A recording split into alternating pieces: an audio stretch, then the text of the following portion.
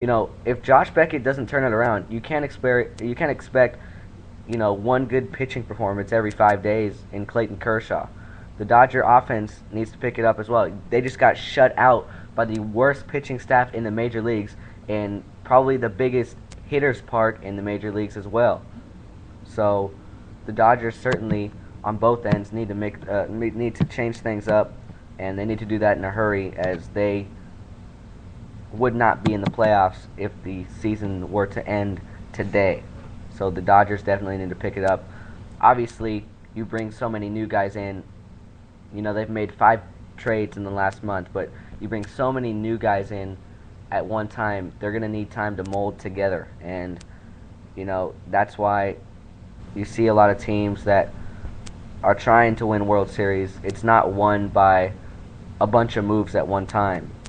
Teams need to be able to gel together. If there was one move made and the Dodgers were perfect and just got even better with Adrian Gonzalez, then you have a chance at a World Series. It doesn't really affect the way you play. It just adds another big bat to the middle of your order. But you're mixing up a whole new culture here in LA.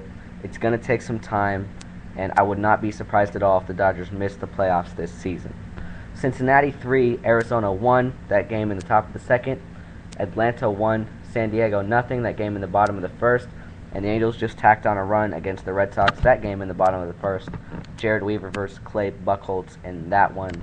Two owners of no-hitters in Weaver and Buchholz in their career. Weaver got the best of Buchholz last time when they met in Boston last week, so we'll see how that matchup unfolds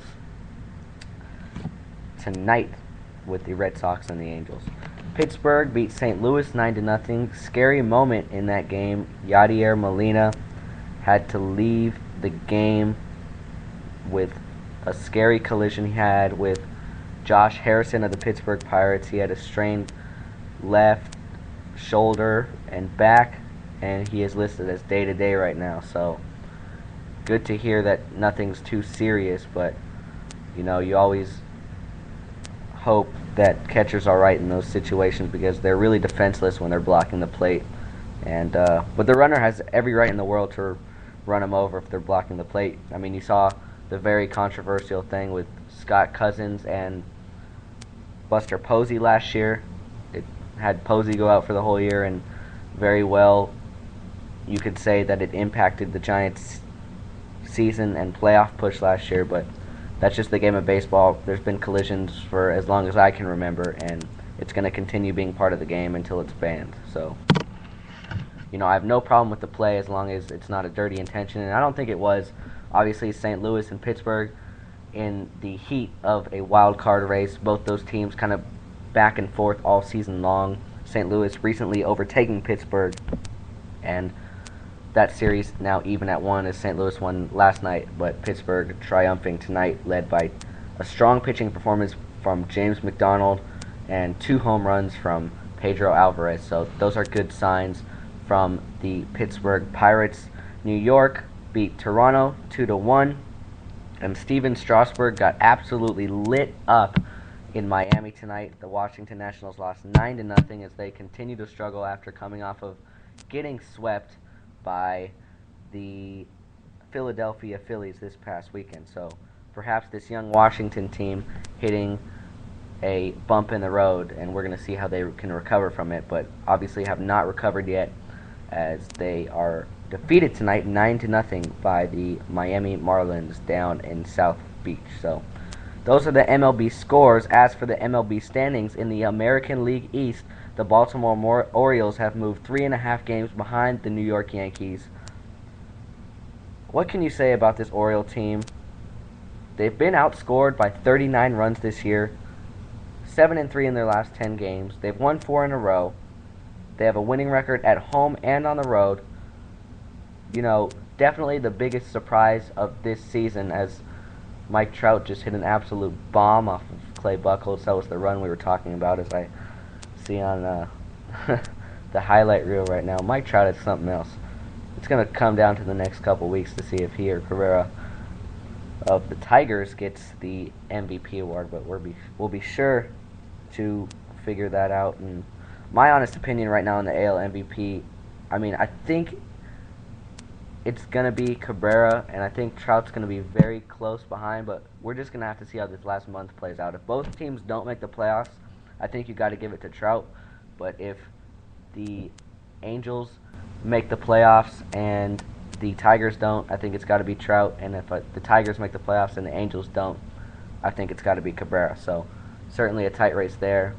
NL, I think, is wide open. I think Ryan Braun has another good chance at getting it, this time steroid-free. So it's going to be interesting how both MVP races shake out in the AL and NL. Getting back to the East, Yankees lead Baltimore by 3.5. Tampa Bay trails by 4.5. In the Central, Chicago, a game and a half up on Detroit. It could be 1, it could be 2, depending on if Detroit wins or loses tonight. Texas leads the Oakland A's by 5.5. Same scenario there. If Texas wins, it's going to be back to 6. If Texas loses, it's going to be back to 5 in the National League. Got to watch out for Atlanta. If they get that win tonight, they're only 4 games back of the Washington Nationals, who have lost 5 in a row and have just suddenly hit this skid in the road. 4-6 their last 10. So, we're going to see how Washington does down the stretch here. I mean, this is why I don't think they're a World Series team, just because of the experience. I joined Steven's All Out Baseball show last week, and I gave my honest opinion on the Washington Nationals. I said that they're a very talented ball club if you look down the roster, but if you look down the roster also, you see pretty much no playoff experience outside of guys like Jason Worth and Edwin Jackson. So, obviously, a young team in the Nationals. It's not this year or bust for this team. That's why they're probably going to shut down Steven Strasburg. They have many, many opportunities in the next 5 to 10 years to win multiple championships in Washington, D.C. So it's certainly going to be an interesting storyline to watch here. 1, if the Nationals decide to shut down Strasburg, and 2, if they can get out of this funk right now and return to their winning ways. Obviously, 77-51, another big surprise. I don't know if people expected the Nationals to gel this quickly and mold together a good team this well, this early in the project of, this team becoming great. But it's certainly going to be fun to watch these next couple of weeks as that NL East race heats up a little bit. Cincinnati, I'd say they have everything locked up in the Central. I know St. Louis took 2 out of 3 this weekend, and I know the Pirates have played really well, but I just can't see the Reds getting overtaken, even if St. Louis goes on another run or Pittsburgh goes on a run. I just can't see the Reds getting overtaken in the Central. If they win tonight, they'll be 7 up, and that's pretty hard to come through at this point in the season. You saw the Cardinals do it last year, and that's what a Cardinals fan argument would be, hey, we did it last year, why can't we do it this year? Cincinnati's just too good of a ball club. Their pitching's much improved. Their offense is great and only going to get better with the addition of Joey Votto coming back in the coming days. So don't expect Cincinnati to be caught in the Central Division in the National League. In the West, you have San Francisco and the Dodgers pretty much at the top of that division in the National League. San Francisco leads the Dodgers by 2.5 games. In the West, San Francisco 71-57, the Dodgers 69-60. Just touched on the Dodgers a little bit earlier. Don't think they're going to catch the Giants. Obviously, the wild card, they still have hope as we move on over to the wild card standings in the National League. They only trailed that by 2 as well, but that's also going to be a climb. They're right there with Pittsburgh. Both teams are 9 games over 500. If the Dodgers fail to come back against the Rockies tonight, they will fall to 2.5 games behind the St. Louis Cardinals. So, I just think that unless the Dodgers learn how to mold really quickly, it's going to be hard for them to find their way into the postseason this year. And trust me, they have so much potential. They have so much potential in that bullpen. They have potential at the front of that starting rotation, and obviously the fantastic lineup they have 1 through 9. So it's going to be interesting to see if the Dodgers can get it together in this last month and pull through to get themselves a playoff spot. When we get back, we are going to wrap up the show by talking some NFL. There was some news today about Mike Wallace finally coming back to the Steelers, and you don't want to miss that. You're listening to Chris's Corner on Spreaker.com. Welcome back to this final segment of Chris's Corner. I'm Chris Sylvester, and you are listening to Spreaker.com. You're on Spreaker.com listening to me as we are about to wrap up the show here. 4 minutes left. Going to get to some NFL news here in just a second. You know, obviously we are going to be about a week away when Thursday comes till the opener between the Giants and the Cowboys. Obviously always a good matchup between those two rivals in the NFC East. But some big news today. Mike Wallace decided to finally show up as he sat in his usual spot in the corner of the Pittsburgh Steelers locker room and decided it was time to hold court. He said it had been a while for the leader to self-proclaim his young money family. The Pro Bowl wide receiver posed for the cameras alongside teammates Antonio Brown, Chris Rainey, Jericho Cotchery, and Ike Taylor, while flashing a smile and cracking jokes, acting like he's been there this whole preseason, which, you know, he hasn't. But instead, the 26-year-old, who's on a one-year, $2.7 million contract, has finally shown up to camp. Last year, he caught 72 passes for 1,193 yards and 8 touchdowns, and he is expected to be having an agreement made with the Pittsburgh Steelers by September 9th, the game that the Steelers open up at Denver.